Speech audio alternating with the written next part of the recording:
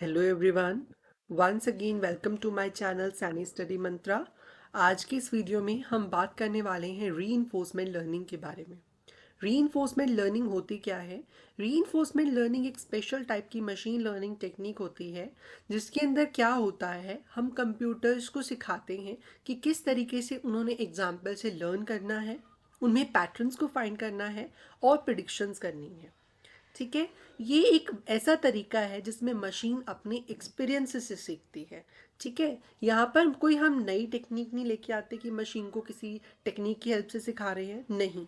यहाँ पर एक सिंपल सी टेक्निक काम करती है, लर्निंग थ्रू एक्सपीरियंसेस। मतलब अपने एक्सपीरियंस से सीखना।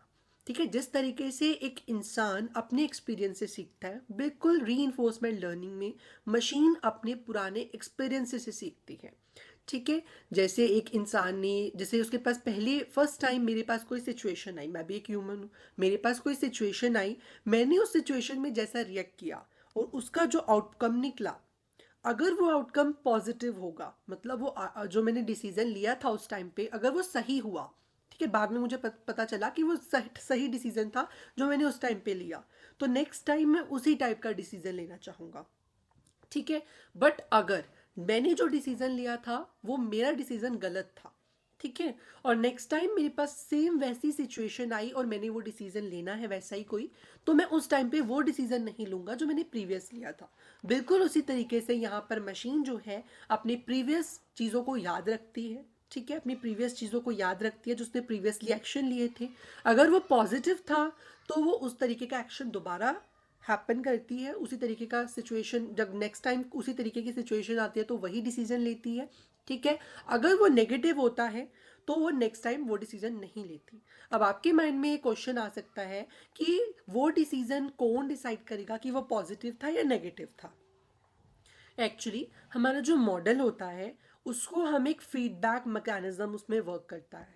हम एज अ ह्यूमन या as a machine learning engineer, हम जो है क्या प्रोवाइड करते हैं, एक मशीन को फीडबैक प्रोवाइड करते हैं। जरूरी नहीं है कि ये कोई इंजीनियर ही प्रोवाइड करेगा, एक नॉर्मल ह्यूमन, जैसे कि हम एलएलएम मॉडल्स का इस्तेमाल करते हैं, लाइक चैट जीपीटी भी एक एआई का ही एग्जाम्पल है, मशीन लर्निंग मॉडल है।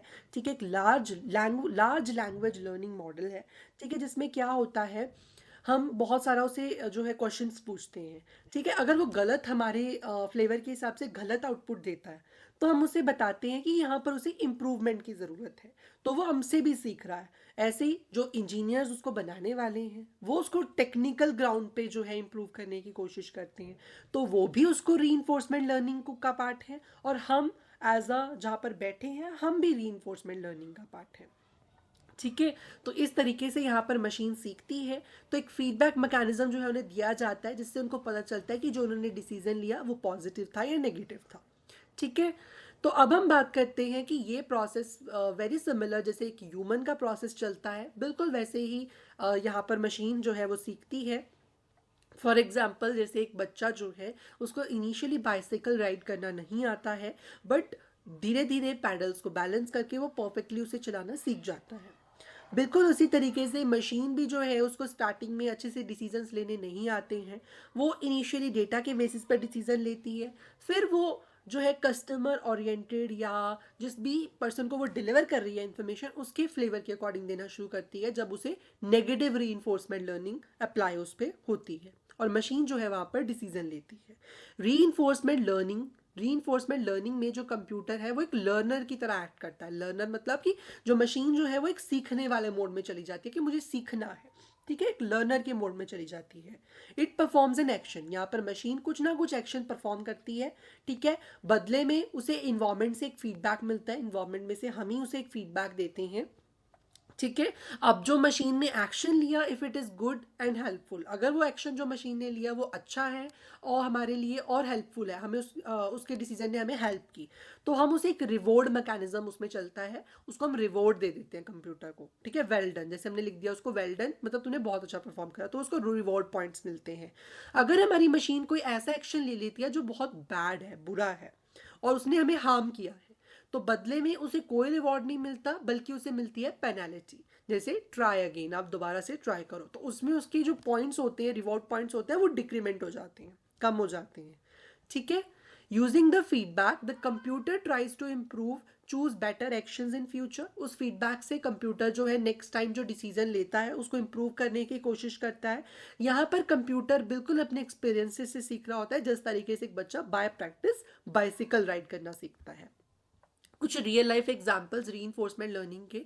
सबसे पहला एग्जांपल है self driving cars. Self driving cars के बारे में हमने पहले भी बात की है। सेल्फ ड्राइविंग कार्स वो कार्स होती हैं जो ऑटोमेटिकली रन करती हैं थ्रू सेंसर्स, ठीक है। एंड ये जो कार्स होती हैं इनके अंदर कैमराज इंस्टॉल्ड होते हैं, ठीक है, और इनको जो है लर्निंग करवाई जाती है कि इनको किस तरीके से ट्रैफिक सिग्नल्स फॉलो करनी है, अगर सामने कोई इंसान आ जाए इनको कैसे रुकना है, स्टॉपिंग कंडीशंस क्या क्या है, ठीक है, कैसे ये अपनी लेन में रहें, तो ये सब इनको सिखाना पड़ता है, ठीक है। तो यहाँ पर मशीन्स को सिखाया जाता है। मशीन्स इनिशियली जो है उनको फाइनली सीधा रोड पर चलने के लिए नहीं भेज दिया जाता सिखा के, उनको पहले टेस्ट किया जाता है टेस्टिंग डेटा से, ठीक है। जब अगर वो टेस्टिंग में अच्छा परफॉर्म करती है then we will go for a further, जब हम उसको मेन रोड पर लेकर जाएंगे, ठीक है।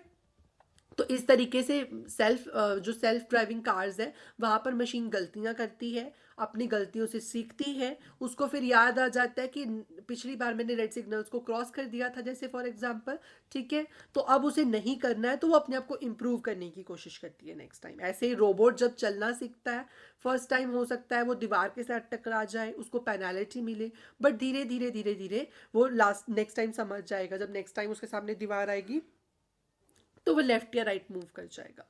ऐसे ही वीडियो गेम्स खेलना, वीडियो गेम्स में जो गेम है पहले कंप्यूटर जो है वो हो सकता है बुरा परफॉर्म करे, बुरी चालें चले, पर जब जैसे जैसे वो खेलता जाएगा वो इम्प्रूव होता जाएगा।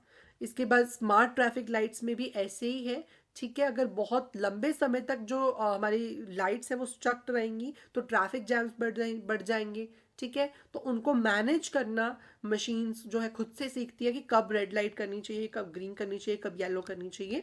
तो ये सब ओवर टाइम होता है। इस वीडियो में इतना ही। अगर आपको वीडियो अच्छी लगी हो वीडियो को लाइक करें, चैनल को सब्सक्राइब करें, and thank you so much for watching.